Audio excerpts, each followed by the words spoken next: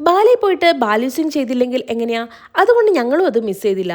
അവിടുന്ന് കുറേ ഫോട്ടോസൊക്കെ എടുത്ത് കുറച്ചധികം സമയം നമ്മൾ അവിടെ സ്പെൻഡ് ചെയ്തു.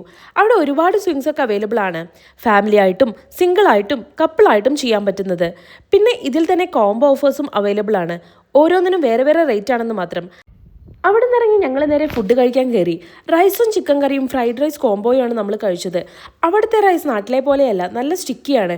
കറിയാണെങ്കിലും നല്ല ലെമൺ ഗ്രാസിൻ്റെ ഫ്ലേവർ ഉണ്ടായിരുന്നു. ഫുഡ് കഴിച്ചു കഴിഞ്ഞ് ഞങ്ങൾ നേരെ റൂമിലേക്ക് പോയി. കിലോമീറ്റർ വെച്ച് നോക്കുകയാണെങ്കിൽ വലിയ ദൂരമൊന്നുമില്ലെങ്കിലും ഇന്തോനേഷ്യയിലെ ട്രാഫിക് മണിക്കൂറുകളോളം നമ്മളെ കാറിൽ തന്നെ ഇരുത്തും. റൂമിലെത്തി ഒന്ന് ഫ്രഷപ്പായി നമ്മൾ പുറത്തേക്ക് ഇറങ്ങി. അവിടുത്തെ സ്ട്രീറ്റിലൊക്കെ ഒന്ന് കറങ്ങി അവിടുത്തെ ലോക്കൽ ഫുഡൊക്കെ എക്സ്പ്ലോർ ചെയ്യലായിരുന്നു നമ്മുടെ ഉദ്ദേശം.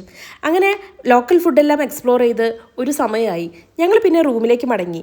അപ്പോൾ അടുത്ത വിശേഷങ്ങൾ അടുത്ത വീഡിയോയിൽ പറയാം. ബായ്.